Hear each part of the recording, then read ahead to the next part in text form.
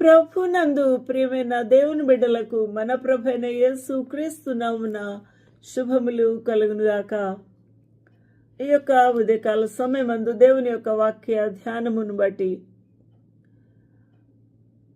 మనము ధ్యానించవలసిన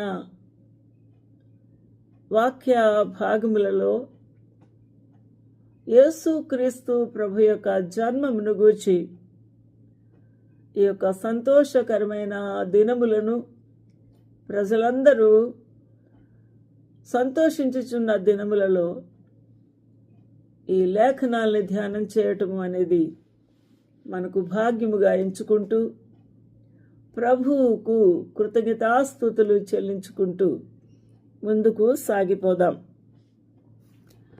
ప్రభు మనకు సహాయము చేయునుగాక.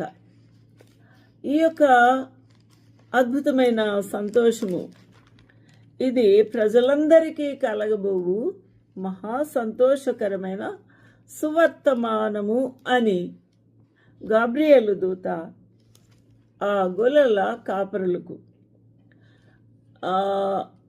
గొర్రెల కాపరులకు, గొల్లలే కాపరులు కాబట్టి వారితో చెప్తూ ఉన్నాడు. ఏమని చెప్పి ఉన్నాడు? ఇది ప్రజలందరికీ కలగబోవు మహా సంతోషకరమైన సువర్తమానము, పరలోకము నుండి తీసుకొని వచ్చి ఉన్నాడు.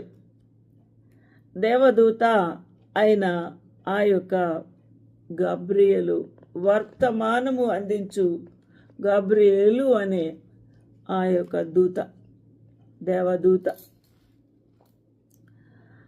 ప్రభునామునికి మహిమ కలుగునుగాక. ఈ వచనాన్ని మనము అర్థం చేసుకోవడానికి మనకు అనేకమైన లేఖన భాగాల్లో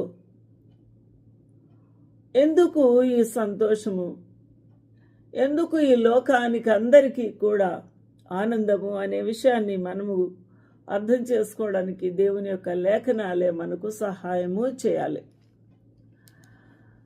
ప్రభునందు ప్రియమైన వాళ్ళరా, యెషయా గ్రంథంలో అనేకమైన వివరాలు, ప్రవచనాలు వివరించి ఉన్నాడు భక్తుడు. ఈ ప్రవక్త మేజర్ ప్రాఫిట్ అని కూడా మనము అంటాము పాత నిబంధన ధర్మశాస్త్ర కాలములో.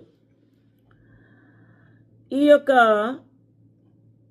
పరిస్థితులు మనము తరచి చూసినప్పుడు యేసుక్రీస్తు ప్రభు జన్మించే సమయానికల్లా ప్రజలు ఎలా ఉన్నారు,